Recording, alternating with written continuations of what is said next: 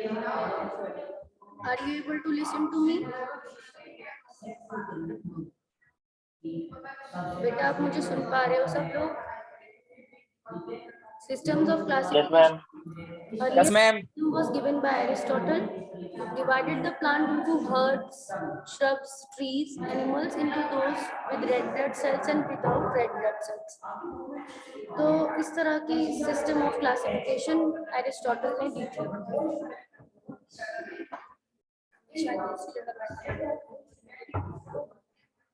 उसी जगह चलना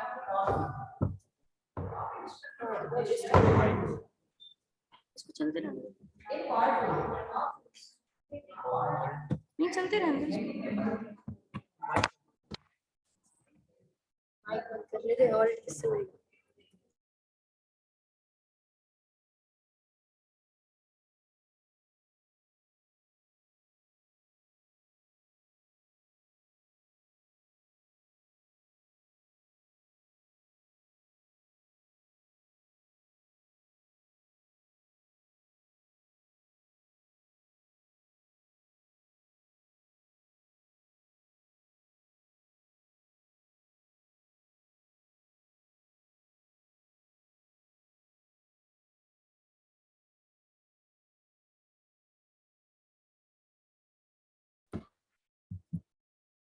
अर्लियर सिस्टम क्लासिफिकेशन का एरिस्टोटल ने दिया था। उसने प्लांट्स को हर्बल श्रब्स और ट्रीज में बांटा था। ये फ्लो चार्ट के फॉर्म में हमने कॉपी में भी लिखा था। और एनिमल्स को विद रेड ब्लड सेल्स यानी इनेमा और विदाउट रेड ब्लड सेल्स यानी इनीमा में बांटा था। Two kingdom classification Carolus Linnaeus ने दी थी। सो आपको ये स्क्रीन शो हो रही है और आपको मेरी आवाज आ रही है सभी बच्चों को? Yes, ma'am. ठीक, तो ये रिवीजन है बस थोड़ा सा। Two kingdom classification Carolus Linnaeus ने दिया है, किंगडम प्लांटे और एनिमेलिया ने। ये पीडीएफ मैं आपको क्लास ग्रुप में भी भेज दूंगी, तो आप इससे भी नोट्स बनाने में आपको हेल्प हो जाएगी। Five kingdom classification R H Whittaker ने दिया। Monera, Protista, fungi.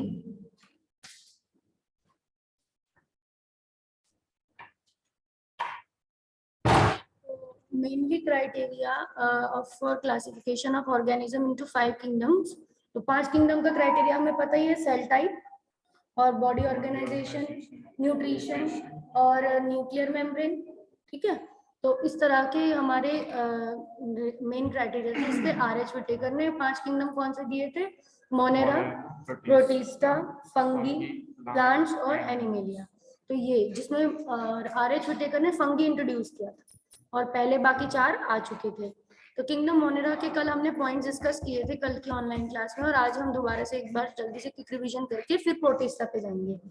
तो बैक्टीरिया इसके मेंबर्स होते हैं मोनेरा के, और बैक्टीरिया की सेल वॉल पेप्टाइडोग्लाइकेन नाम के स्पेशल सब्सटेंस की बनी होती है। जैसा हमने डिस्कस किया था, पेप्टाइडोग्लाइकेन में क्या है? पॉलीसैकेराइड है, यानी कॉम्प्लेक्स शुगर्स है, और amino acids.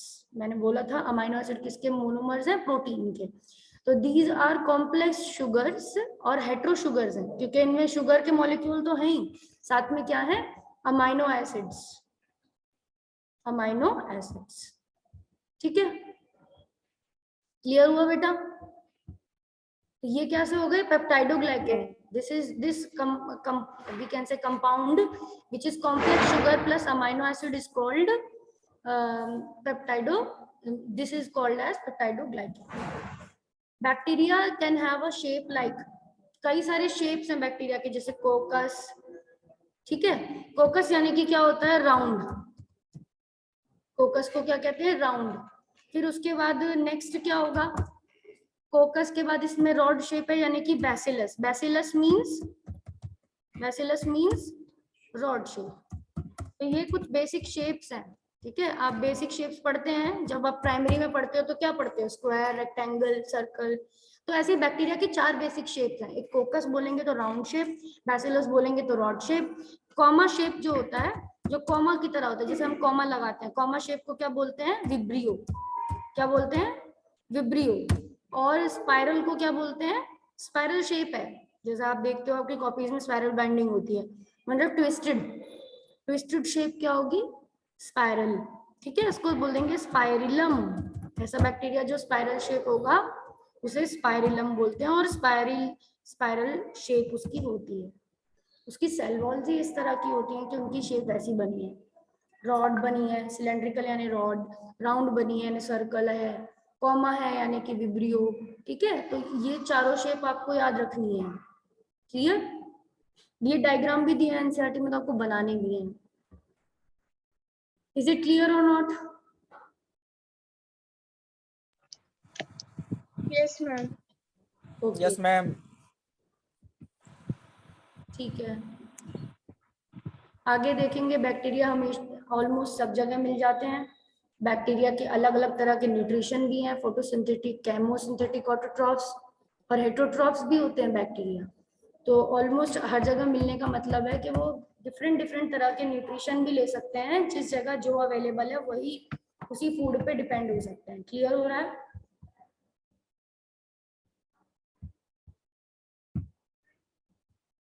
Is it clear?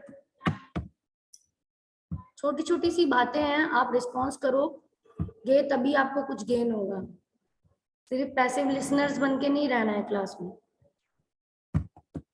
Bacteria को दो में बांटा गया है मेन डिविजन्स में, आर्की बैक्टीरिया और यू बैक्टीरिया। आप देख सकते हो यहाँ पे दो डिवीजन करें, आर्की बैक्टीरिया और यू बैक्टीरिया। जो आर्की बैक्टीरिया है that is what ancient, Archie word is for ancient, मतलब प्रिमिटिव अर्थ। जब अर्थ अर्ली लाइफ 3 बिलियन ईयर्स पहले जब अर्थ बनी थी, 3 या 3.5 बिलियन ईयर्स पहले, तब सबसे पहले जो बैक्टीरियाज ग्रो हुए थे, जब उस हॉस्टाइल अर्थ पे, जब रिड्यूसिंग इन्वायरमेंट था, बहुत सारा एसिड था, बहुत सारी हॉट वोल्केनिक इरप्शंस वगैरह होते रहते थे, उस टाइम पे कुछ बैक्टीरियाज इवॉल्व हुए थे, उनको ही आर्की बैक्टीरिया कहते हैं, जो अब तक भी है। अब तक भी वो उसी इन्वायरमेंट में मिलते हैं, एक्सट्रीम इन्वायरमेंट में, जैसे बहुत हाई सॉल्ट कंसेंट्रेशन में मिलेंगे ये बैक्टीरियाज, या आइस कैप्स में मिलेंगे पोलर रीजन्स में, एंटार्क्टिका आर्कटिक रीजन्स में, या फिर ये मिल सकते हैं आपको जो बिल्कुल डीप में कहीं पर हॉट स्प्रिंग्स हैं, या तो किसी पहाड़ में हॉट स्प्रिंग हो, या तो कहीं पर अंडर वाटर भी हॉट स्प्रिंग होती है। अंडर वाटर हॉट स्प्रिंग यानी कि जैसे आपको पता है समुद्र के अंदर भी कभी कभी वॉल्केनिक इरप्शन, जिनसे आइसबर्ग्स वगैरह बन जाती हैं, अंदर ही अंदर पहाड़ बन जाते हैं। ठीक है, तो वो क्या है, आर्की बैक्टीरिया है। वहां उस हॉस्टाइल एनवायरनमेंट में, मतलब वो आर्की बैक्टीरिया नहीं है, बट उस हॉस्टाइल एनवायरनमेंट में वो रह सकता है। ऐसे ऐसे जहां पर भी ऐसी एक्सट्रीम लाइफ है, जहां पर भी ज्यादातर हॉट एनवायरनमेंट हो, जैसे 100 डिग्री अबव ही रहता है हमेशा, हॉट स्प्रिंग बोलते हैं उसको। ऐसे गर्म पानी की जियोथर्मल एनर्जी के आउटलेट्स होते हैं, जहाँ पे बहुत ही गर्म गर्म स्ट्रीम निकल रही है। शिमला हिमाचल एरियाज में तुम्हें ऐसे पहाड़ मिलेंगे जहाँ पर इस तरह के एरियाज हैं। तो उन एरिया के आसपास तुम्हें ऐसे बैक्टीरिया मिलेंगे जो थर्मो एसिडोफाइल्स हैं, thermal bacteria, that means they can survive in such hot conditions and they come in archaea bacteria because वो ancient time पे भी थे, उनकी सेल वॉल्स इतनी स्पेशल होती हैं कि वो ऐसे इन्वायरमेंट में सर्वाइव कर सकते हैं। हाई सॉल्ट में, जैसे लगून एरिया होता है, बहुत ज्यादा सॉल्टी एरिया होता है, डेड सी जैसे बहुत नमक है जहाँ पर, उस एरियाज में भी आपको ऐसे बैक्टीरियाज मिलेंगे। और मिथेनोजेंस यानी कि किसी भी रूमिनेंट के, रूमिनेंट मतलब कोई कैटल के रूमन में, मतलब स्टमक में, उनके 4 स्टमक होते हैं, उनमें से एक स्टमक होता है रूमन, उसमें भी क्या मिलेगा आपको, मिथेनोजेंस यानी मीथेन प्रोड्यूसिंग बैक्टीरियाज मिलेंगे। क्योंकि आपको पता है कैटल का जो वेस्ट होता है, काउडंग, वो भी बायोगैस का सोर्स होता है और उसके अंदर मीथेन बनती है बायोगैस में। तो मीथेन प्रोड्यूसिंग बैक्टीरियाज इतने एनरोबिक कंडीशन में मिलते हैं। एनरोबिक कंडीशन यानी पेट के अंदर भी, इंटेस्टाइन्स के अंदर भी बैक्टीरियाज मिल रहे हैं। तो ऐसी कोई जगह नहीं है जहां पर बैक्टीरियाज नहीं हो। इवन जो हम गीजर यूज करते हैं, गीजर के अंदर तक भी इतनी हाई टेम्परेचर में भी बैक्टीरियाज, उसके रॉड्स में ऐसे कुछ बैक्टीरियाज होते हैं जो वहां सर्वाइव करते हैं। ठीक है, तो वो बैक्टीरियाज हैं Archie bacterias. You bacterias, you bacteria यानी कि ट्रू बैक्टीरिया। जो सेकेंड पार्ट है बैक्टीरिया का, वो यू बैक्टीरिया, यू कहीं पर लगा है, that means it is representing true. That means why it is true? Because ये मोस्ट कॉमन बैक्टीरियाज हैं जो आपके एक्सट्रीम को छोड़कर नॉर्मल कंडीशंस में जो मिलते हैं, और ये ऐसे सारे कैरेक्टर शो करते हैं जो नॉर्मल बैक्टीरियाज के होते हैं। तो इसलिए सही मायने में कहा जाए तो कौन बैक्टीरिया ट्रू बैक्टीरिया है, यू बैक्टीरिया ट्रू है। अब आगे हम देखेंगे और इसके पॉइंट्स।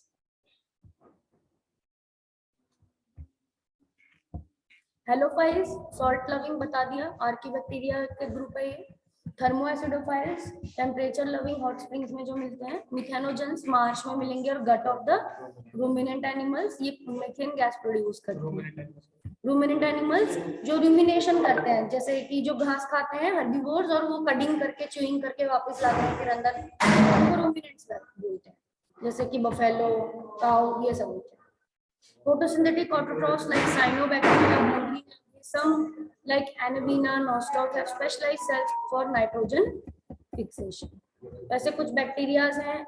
दूसरी कैटेगरी जो है साइनोबैक्टीरिया की भी है, जो कि ब्लू ग्रीन एल्गी हैं, फोटोसिंथेटिक भी हैं। एनाबीना, नॉस्टॉक इनके एग्जाम्पल। एनाबीना और नॉस्टॉक क्या एग्जाम्पल, आपकी बुक में इनका डायग्राम बना हुआ है, हो सकता है नोट्स में भी हो रही है जो हम शो कर रहे हैं। Anabaena, Nostoc other have specialised cell, इनके अंदर स्पेशलाइज्ड सेल होते हैं जिन्हें हेटेरोसिस्ट कहते हैं, जो नाइट्रोजन फिक्स करने के काम आती है। अब एल्गे अगर ज्यादा हो जाएगी किसी भी पॉन्ड में तो उस कंडीशन को बोलते हैं एल्गल ब्लूम्स, जो एल्गे के ज्यादा होने से कुछ ऐसे केमिकल्स उस पानी में रिलीज करते हैं जो न्यूरोटॉक्सिन देते हैं और ऑक्सीजन लेवल भी क्या करेंगे, कम कर देंगे। तो दूसरे एनिमल्स भी उसमें डाई होने लगेंगे ऐसे पानी में जिसमें एल्गल ब्लूम्स फैल रही हैं। This is unfit for use, और किसी भी तरह से वो अनफिट है यूज के लिए, कैसा भी यूज नहीं ले सकते हम उस पानी को, वो बहुत गंदा पानी होता है। Chemosynthetic autotrophs oxidise various inorganic substances like nitrates, nitrate की हमने बात करी थी। या तो फोटोसिंथेटिक होते हैं बैक्टीरिया, या तो कीमोसिंथेटिक, और एक हेटेरोट्रॉफिक, यानी कि ये वाले वो बैक्टीरिया है जो केमिकल रिएक्शन से ही अपनी एनर्जी गेन करते हैं, और ये सोलली किस पे डिपेंड है, केमिकल के रिडक्शन ऑक्सीडेशन पे। और उन्हीं से जैसे कि बहुत सारे केमिकल्स है, नाइट्रोजन, फॉस्फोरस, आयरन और सल्फर, और इन न्यूट्रिएंट्स को, इन मिनरल्स को यानी एलिमेंट्स को वापस से अर्थ क्रस्ट में इनऑर्गेनिक सब्सटेंस को साइकिल कर देते हैं। किसी भी चीज में नाइट्रोजन, कोई डेड मैटर भी है अगर उसमें भी नाइट्रोजन वगैरह ज्यादा है, या किसी नॉट डेड मैटर, बिकॉज अगर डेड मैटर की बात करेंगे तो फिर वो सेप्रोफाइटिक न्यूट्रिशन हो जाएगा, डेड डिफिन। उसके अलावा पर कहीं पर नाइट्रेट का ज्यादा कंसंट्रेशन हो रहा है, नाइट्राइट का ज्यादा कंसंट्रेशन हो रहा है, कहीं पर फॉस्फोरस का ज्यादा कंसंट्रेशन हो रहा है, तो उसको क्या करते हैं, रिसाइकिल करने में हेल्प करते हैं कीमोसिंथेटिक ऑटोट्रॉफ। जैसे कि इनका नाम होता है पर्पल सल्फर बैक्टीरिया, है ना, phosphate solubilising bacteria, iron reducing bacteria, directly इन्हीं इनऑर्गेनिक मेटल्स को ही यूज करते हैं। Heterotrophic bacteria decomposer help in making curd, ये वो डिकम्पोजर है जो कर्ड बनाने में, प्रोडक्शन ऑफ एंटीबायोटिक बनाने में काम आते हैं। हेटेरोट्रॉफिक जो ऑलरेडी ऑर्गेनिक मैटर पे क्या करेंगे, डिपेंड करेंगे। मैंने भी बोला था दही बनाते हैं, वो हेटेरोट्रॉफिक बैक्टीरिया है। प्रोडक्शन ऑफ एंटीबायोटिक बनाने में काम करेंगे, नाइट्रोजन फिक्सेशन में काम करेंगे। माइकोप्लाज्मा स्पेशल क्यों है, क्योंकि इसमें सेल वॉल नहीं होती है और ये इरेगुलर होता है, it lacks cell wall, smallest living cell है ये। और सेल वॉल ना होने की वजह से दूसरा नाम भी दिया जाता है pleuropneumonia like PPLO, pleuropneumonia like pleuro, P for pleuro, P for pneumonia, L for like organism, PPLO। That means इनकी जो दैट मींस ये इरेगुलर है, इनकी सेल वॉल नहीं है, तो सेमी परमेबल मेम्ब्रेन होगी, उसकी वजह से ये अमीबा जैसे होंगे, इनकी कोई फिक्स शेप नहीं होगी, तो इसलिए निमोनिया जैसे है। निमोनिया मतलब होता है बिल्कुल इरेगुलर सा एरिया, जैसे हमारे भी लंग्स में हो जाता है निमोनिया, तो हमारी लंग्स की शेप क्या हो जाती है, एल्वेलाइज की बिगड़ जाती है, तो पस भर जाता है, उसमें लिक्विड भर जाता है। और ये बिना ऑक्सीजन के भी माइकोप्लाज्मा सर्वाइव कर पाते हैं। पैथोजेनिक होते हैं ये, एनिमल्स और प्लांट में डिजीजेस भी कर लेते हैं। एनारोबिक है, ऑक्सीजन के बिना रहते हैं, और पैथोजेनिक प्लांट में भी डिजीज करेंगे, और पैथोजन मतलब डिजीज कॉजिंग ऑर्गेनिज्म, तो ये पैथोजेनिक माइकोप्लाज्मा, तो ये हमें याद रखना है। इज इट क्लियर, सबको क्लियर हो रहा है ये बात? Yes ma'am. Yes ma'am. ठीक है, तो आर्टिफिशियल सिस्टम, इसके बाद आर्टिफिशियल सिस्टम का डिस्कशन है।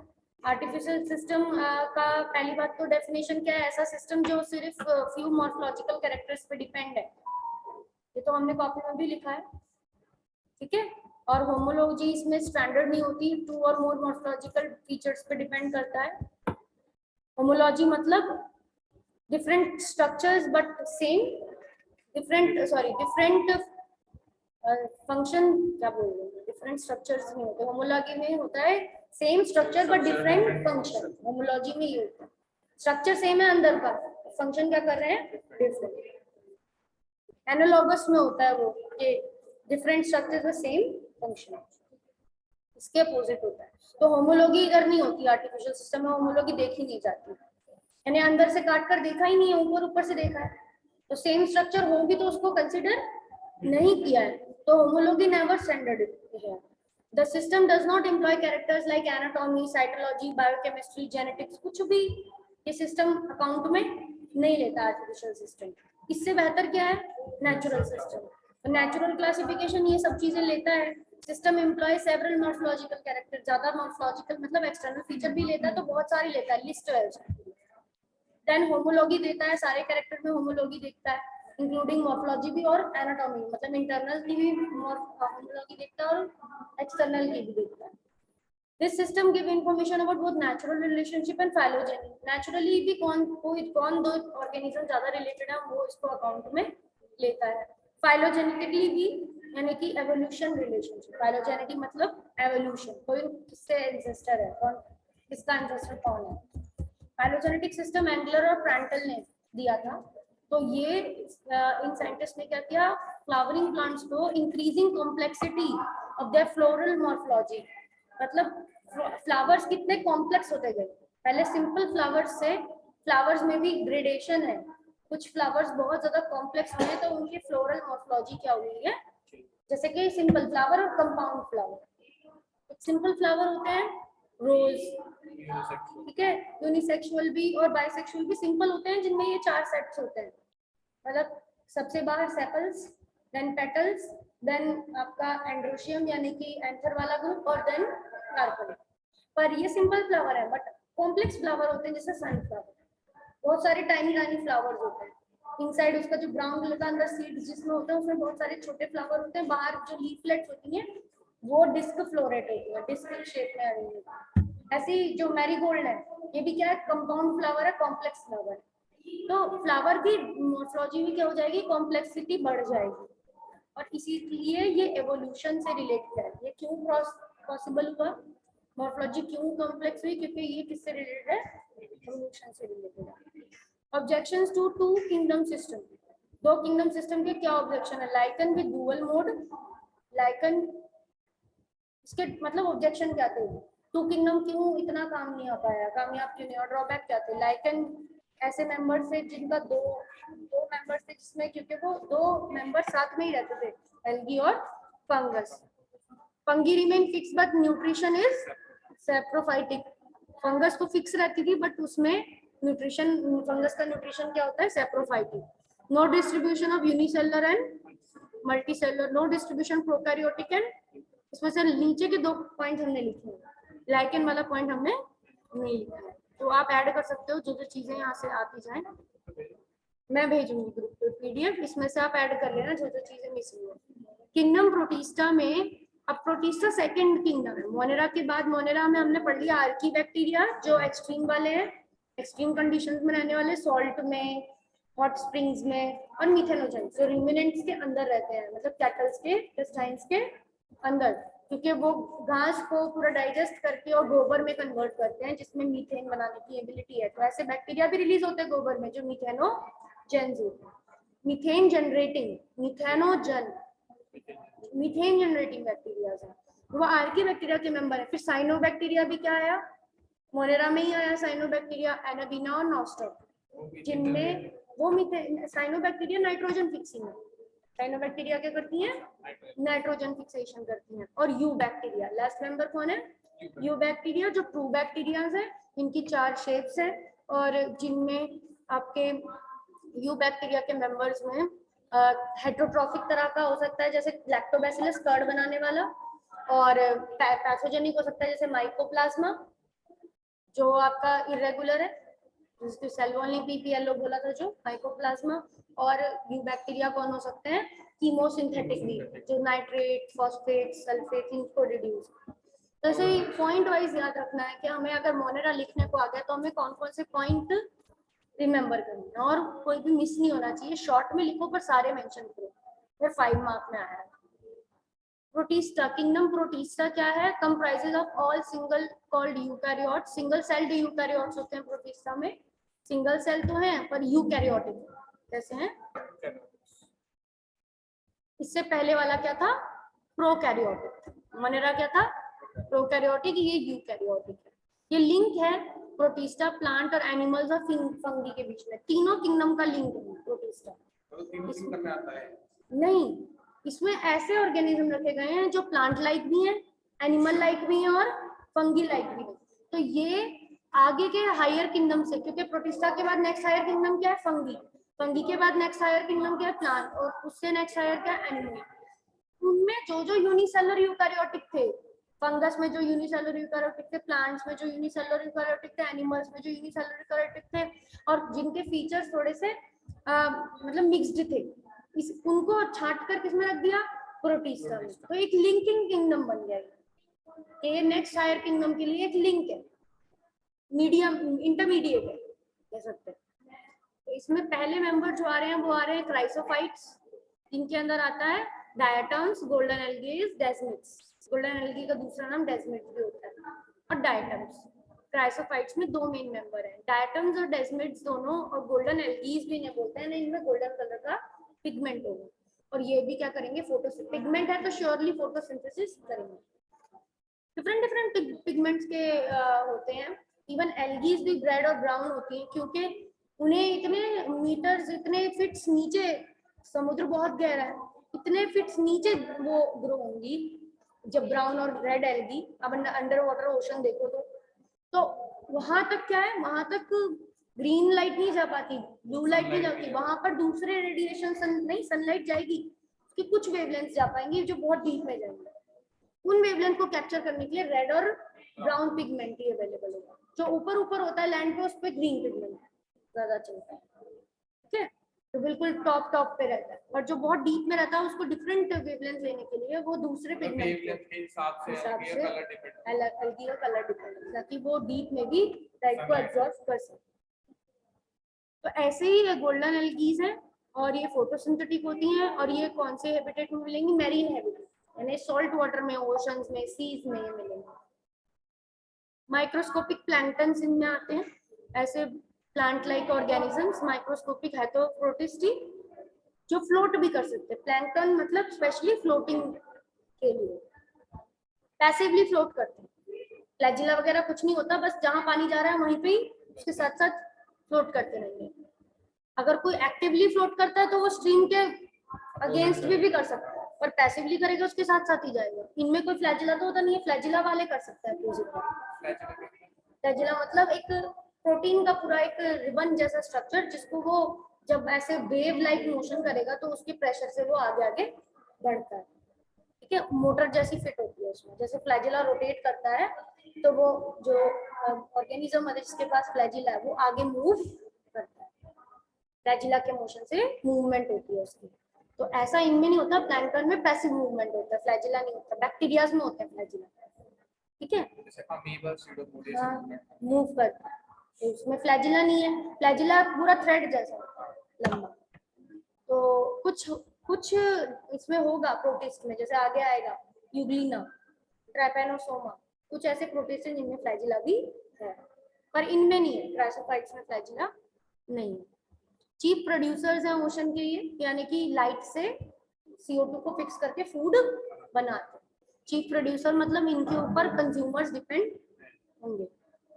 Cell walls having silica which make it indestructible. Cell wall में सिलिका होगा, जो सोप जैसा इनका स्ट्रक्चर होता है। सेल वॉल दो होती हैं, एक लोअर केस एक अपर केस, जैसे सोप बॉक्स फिक्स होता है।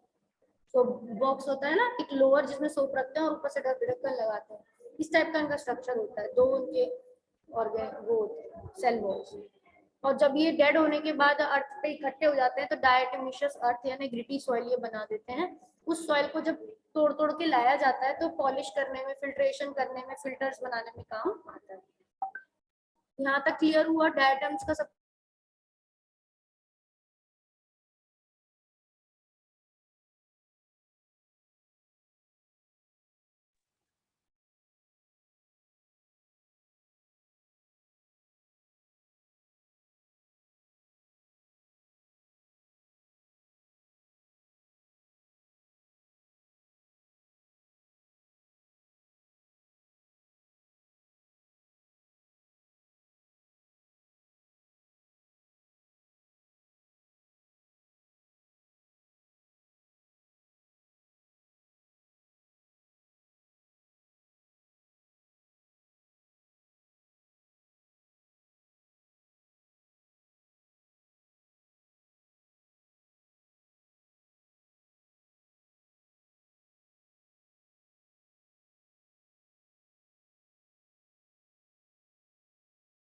फ्लैजिलेट्स, देखो फ्लैजिलेट्स वर्ड आया यानी कि इसमें फ्लैजिला होंगी। ये ऐसे प्रोटिस्ट हैं जिनमें फ्लैजिला होंगे, वो भी 2 flagella, Dyno flagellates, 2 flagella. Dyno मतलब डाई वर्ड आ गया मतलब 2। मेरीन फोटोसिंथेटिक है, इनकी सेल वॉल स्टिफ है, सेलुलोज की होती है, सेलुलोज प्लेट्स लाइक होती हैं। 2 फ्लैजिला होते हैं, एक लॉन्गिट्यूडनल फ्लैजिला लेंथ वाइज जाता है और एक ट्रांसवर्स है, एक मिडल से निकलेगा और एक लेंथ वाइज लॉन्गिट्यूडनल जाएगा between the cell plates. Example है गोनियोलैक्स नाम का ये डाइनोफ्लैजिलेट है जिसका नाम गोनियोलैक्स है। ये इतना ज्यादा ग्रो हो जाता है कि सीज की वजह से रेड दिखने लगता है और रेड टाइड बोला जाता है क्योंकि बहुत अमाउंट में ये ग्रो हो जाता है। ये टॉक्सिन भी प्रोड्यूस करता है जिसकी वजह से मैरीन एनिमल मर जाते हैं। खा ना पाए। हाँ, शेल फिशेस होती हैं, जो ऑयस्टर्स वगैरह होता है उनमें पॉइजनस कर देता है उनको अगर ये ज्यादा ग्रो हो गया। कहीं पर अगर रेड टाइड हो रही है, पूरा समुद्र लाल लाल दिख रहा है, इसका मतलब गोनियोलैक्स ज्यादा रैपिडली मल्टीप्लाई। वहाँ पे रेड सी नाम दे देते हैं। हाँ, रेड टाइड नाम दे देते हैं, रेड सी तो नहीं, रेड टाइड। फिर उसके बाद वहां से मछली ना पकड़ो तो ही अच्छा है क्योंकि वहां की मछलियां क्या होंगी, पॉइजनस होंगी। फिर वो मछली नहीं मर जाती वहाँ की? मरती है, कुछ अडेप्ट कर लेती होंगी, फिर वो उनके अंदर ही उनके अंदर पॉइजनस होता ही। वहां से नहीं लेना है कुछ भी, अगर कोई देख रहा है रेड टाइड है तो। यूग्लिनोइड्स, ये बोलते हैं link between plant and animal. ये फ्रेश वाटर में, स्टैग्नेंट वाटर में मिल जाएगा, पॉन्ड में मिल जाएगा। है protein rich layer pellicle, cell wall तो नहीं होती बट क्या होती है इसके चारों तरफ पेलिकल होती है, प्रोटीन कम सेल मेम्ब्रेन जैसा सेल रिच लेयर होता है पेलिकल, उसकी बॉडी को फ्लेक्सिबल बनाने के लिए। Photosynthetic in a presence of sunlight but become heterotrophs if they do not get sunlight. Photosynthetic तो है क्योंकि इसके अंदर क्लोरोप्लास्ट मिलता है, तो ये फोटोसिंथेटिक तो है, पर ये क्या क्या बन जाती है, हेटेरोट्रॉफ बन जाती है अगर सनलाइट ना हो, बिल्कुल एब्सेंट हो जाए, अंधेरा हो जाए तो ये क्या बन जाएगी तब, हेटेरोट्रॉफिक। तो इस तरह के न्यूट्रिशन को मिक्सोट्रॉफ बोलते हैं। ये लिंक हो गया प्लांट और हाँ, मिक्सोट्रॉफिक न्यूट्रिशन हो गया, ऑटोट्रॉफिक एंड हेटेरोट्रॉफिक मिक्स, ठीक है, मिक्सोट्रॉफिक हो गया मिक्सोट्रॉफिक।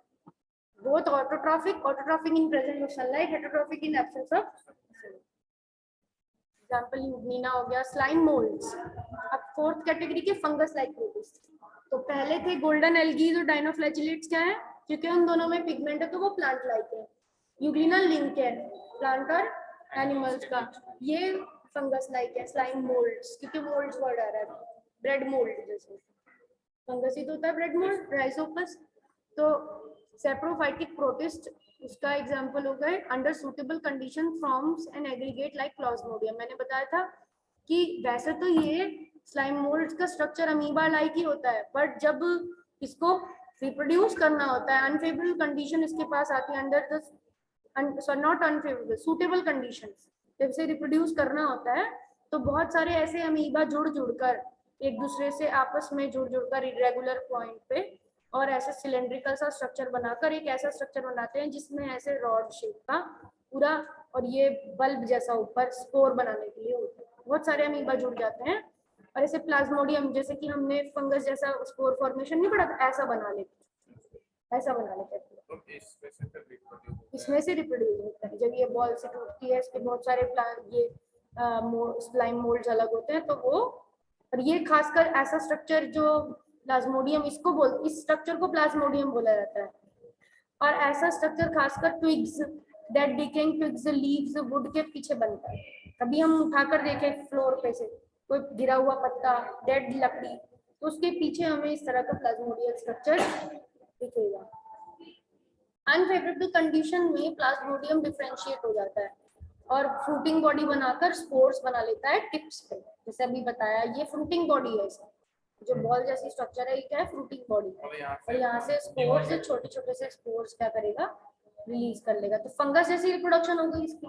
तो इसीलिए क्या है, स्लाइम मोल्ड। स्लाइम आपको बताइए स्टिकी चिपचिपा सा सब्सटेंस, वो बोला ही है कि डेड मेटल के पीछे आपको कुछ ऐसा स्टिकी स्टिकी सा दिखता है, तो उसका नाम उसी से आया है, एक तो स्लाइम से और एक मोल्ड से। मोल्ड मतलब फंगस लाइक, का स्ट्रक्चर होता है, स्लाइम उसका अपीयरेंस, ठीक है। और फ्रूटिंग बॉडी की वजह से भी मोल्ड्स आया, फ्रूटिंग बॉडी में क्योंकि क्या बन रहे हैं, स्पोर्स बन रहे हैं, जैसे स्पोर फॉर्मेशन ऑफ फंगी हो वैसे। तो स्लाइम मोल्ड्स, नाम से ही आपको याद आना चाहिए इसके features. Spores have true cell walls, true walls है इसकी, एक्सट्रीमली रेजिस्टेंट है, survive many years and disperse by air current. True cell wall इनकी होती हैं और बहुत रेजिस्टेंट सेल वॉल होती हैं, मतलब कुछ भी मटेरियल इन्हें डिस्ट्रॉय नहीं कर सकता, बहुत टफ है, रेजिस्टेंट है, मतलब टॉलरेट, रेजिस्टेंट मतलब होता है टॉलरेट कर सकती है, रेजिस्ट करती है, सर्वाइव भी करती है, जिंदा रहती है बहुत ईयर्स तक। प्रोटोजोआ हेटेरोट्रॉफ्स होते हैं, लिव एज पैरासाइट, पैरासाइट की तरह जिंदा रहते हैं। 4 मेजर ग्रुप हैं प्रोटोजोआ के। अभी हमने 3 मेंबर्स पढ़ लिए, 4 मेंबर्स ऑलरेडी पढ़ लिए हैं प्रोटिस्टा किंगडम के। कौन कौन से? Chrysophytes, dinoflagellate, euglenoids, slime moulds. 5th member पढ़ रहे हैं प्रोटोजोआस। तो ये मोनेरा से भी बड़ा किंगडम है प्रोटिस्टा, क्योंकि इसमें 5 मेंबर्स आ रहे हैं। तो प्रोटोजोन लास्ट मेंबर है जिसके खुद 4 मेंबर हैं, सब मेंबर्स।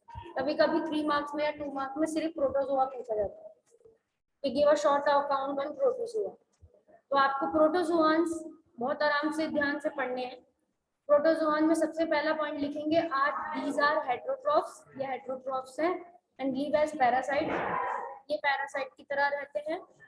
हैव 4 मेजर ग्रुप्स, इनके 4 मेजर ग्रुप हैं। अमीबॉइड यानी amoeba like that catch prey using pseudopodia, example amoeba, entamoeba, ये पैरासाइट।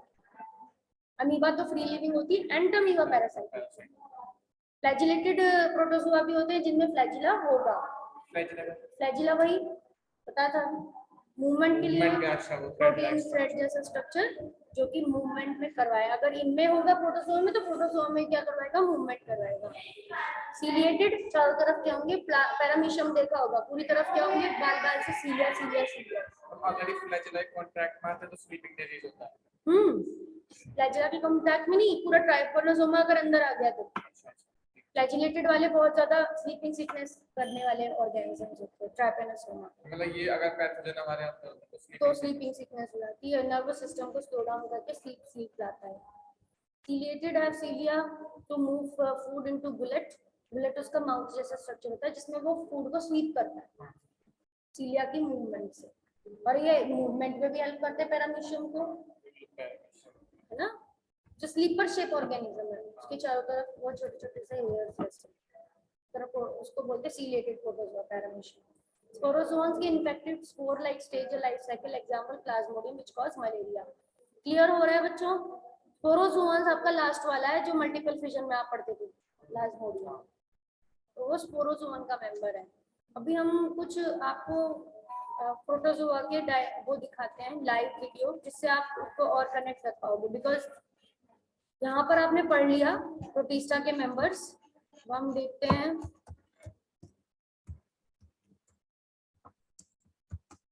जिससे आप ज्यादा याद रहेगा। हमने पढ़ तो लिया है but you should also learn by the video. More effective writing, you can make it work. Job one click simpler. Grammar.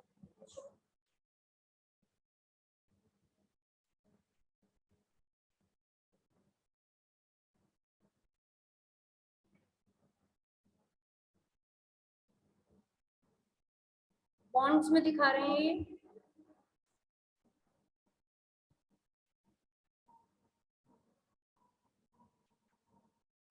home to rich variety of life bonds,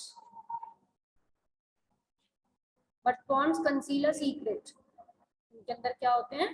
protozoa. आप देखेंगे हम कौन कौन से प्रोटोजोआ, बहुत सारे एनिमल्स, क्रेन देखा आपने, और ये वो है snake, hidden under the water, within every drop of water, amazing world of life। मतलब ये प्रोटोजोआ है सारे। है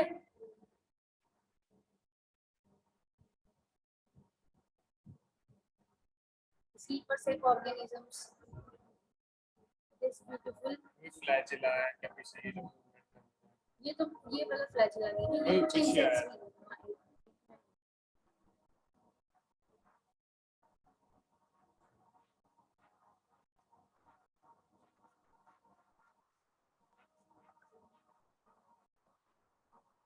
कुछ अपने खाना खुद बना सकते हैं एल्गी से।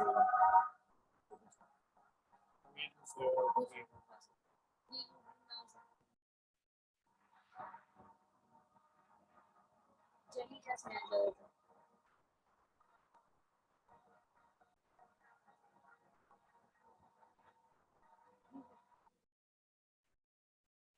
आपने देखा इसमें पर नेम्स नहीं बता रहा है, तो हम ऐसा वीडियो और एक और सर्च करते हैं जिसमें नेम्स नहीं बता रहा है। तो यहाँ पर हमें दिखाया इन्होंने विद नेम नहीं, ठीक है।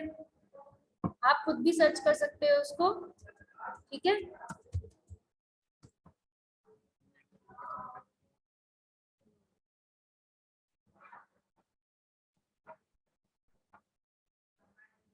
Various means of locomotion that obtain energy to use to kill hundreds of feet of length that create kingdom protists have one or more characteristics that prevent them from being classified in kingdom fungi, animalia. Walls of these protists are made of organisms found in kingdom animalia.